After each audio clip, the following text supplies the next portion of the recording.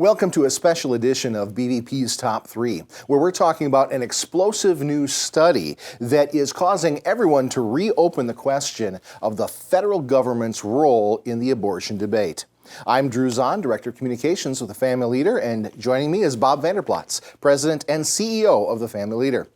Bob, this is something that we hear about all the time, especially in the post-Dobbs era of the abortion debate.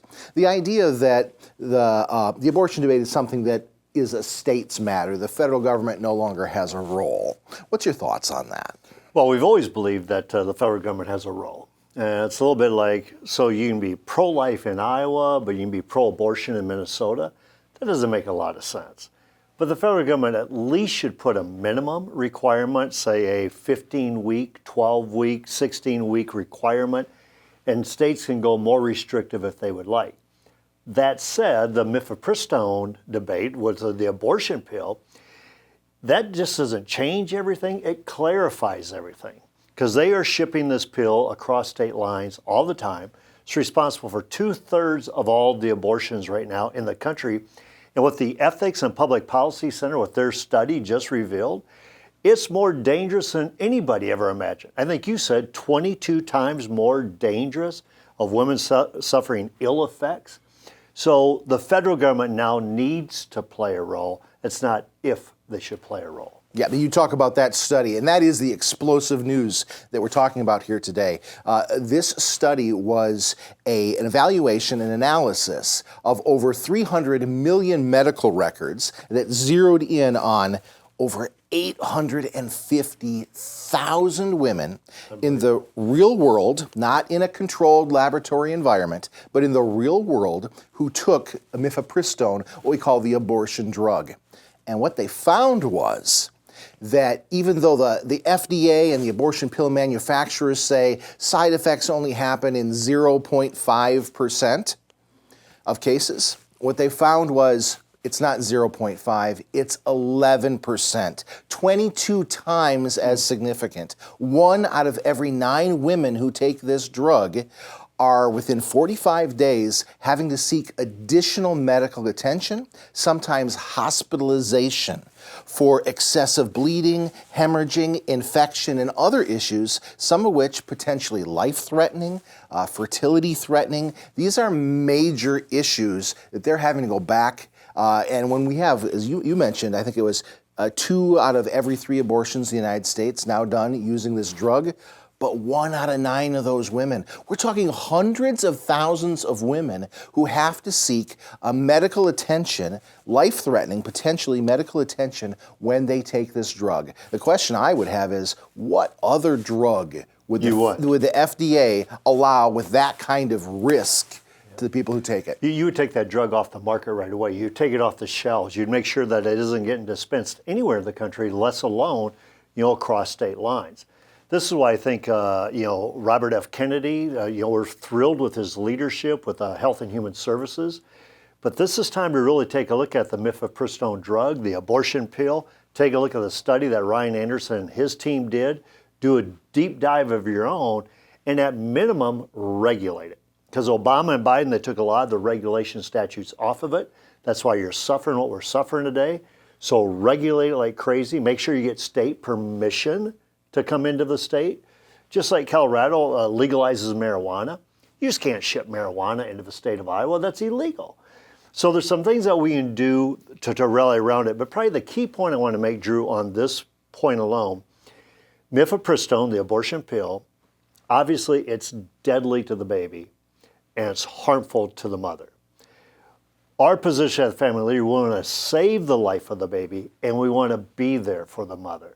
It couldn't be more opposite, more extremes, and this is an extreme position that the federal government needs to play a role in at this point. Indeed. And you mentioned the reality that we've got a dangerous drug. The pro-life community has been warning for a while. I think this drug is more dangerous. Sure. If you saw the movie Unplanned, that was actually a depiction of what was thought, what the FDA has been saying, that's a rarity. What we're discovering is it's not rare at all. 1 out of 9 is not a rarity. The studies that were done that the FDA and the drug manufacturers based their work on are decades old, controlled environment. This new study is basically saying, what's it like in the real world? That's nice in theory. How's it work in the real world? And in the real world, it's devastating. You mentioned the movie Unplanned, and Hollywood came out and they kind of said, hey, be careful, there's some violent scenes you're going to see. That was the mifepristone drug. And we're finding out that might have even been a non-violent scene to what's happening to some of these women. So we need leadership today. So we encourage President Trump, we encourage Health and Human Services Secretary Kennedy to lead on this issue and put controls on this abortion pill. Speaking of federal government, yes, the FDA needs to take action. You signed on to a letter with others encouraging the federal government to take action there. There's another arena where the federal government, however, already has its fingers in the abortion debate, and that's in the public funding of Planned Parenthood. Bob, what's your thoughts on that? Well, the number one abortion provider, the number one baby killer, Planned Parenthood, is receiving $700 million of your and my money. Every year. American taxpayer money. So we think, Elon Musk, President Trump, again, we applaud their efforts with Doge. This is low-hanging fruit. Take the money away, defund Planned Parenthood. Taxpayers should not be responsible for the killing of America's children. And then one other area I want to talk about today, and this is actually somewhere where you can have a significant impact, because here in Iowa, we've got the Iowa caucuses coming up. We've got people are going to be coming through from the Republican Party looking to succeed Donald Trump as president, or the Democratic Party replace him as president. We also have some very high-profile U.S. congressional races taking place. There's an opportunity for you to basically bring up this issue. Does the federal government have a role in the abortion debate or not? Bob, what should they be asking? Well, they definitely should be asking that question. Matter of fact, they should be encouraging that, yes, the federal government does have a role in a culture of life in this country. And it can start at the Family Leadership Summit this year on July 11th. We're going to be hosting a great summit again, and a premier partner of ours is going to be Susan B. Anthony, Pro-Life America, that's going to be partnering with us to really highlight this issue. So this is your opportunity, whether it's the Iowa caucuses, whether it's the 2026 campaign, midterms, people asking for your vote, you to encourage them, if you want my vote, I need you to take a leadership role in establishing a culture of the sanctity of human life in this country.